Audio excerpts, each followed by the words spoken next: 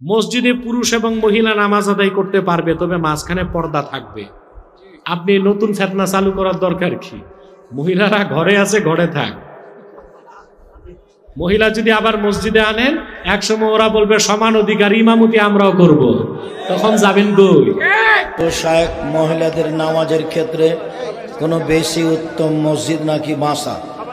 মসজিদ, মহিলাদের 5 ওয়াক্ত সালাত বাড়িতে ভালো, মহিলাদের জুমার দিন জুমা মসজিদে যাওয়া ভালো, মহিলারা ঈদের মাঠে যেতে বাধ্য।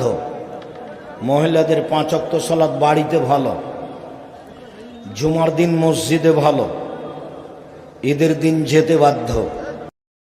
পুরুষদের পাশাপাশি বোনদেরকেও এই সমস্ত ইসলামিক প্রোগ্রামে নিতে হবে। জুমার সালাতে, ঈদের সালাতে তাদেরকে যাওয়ার সুযোগ করে দিতে হবে।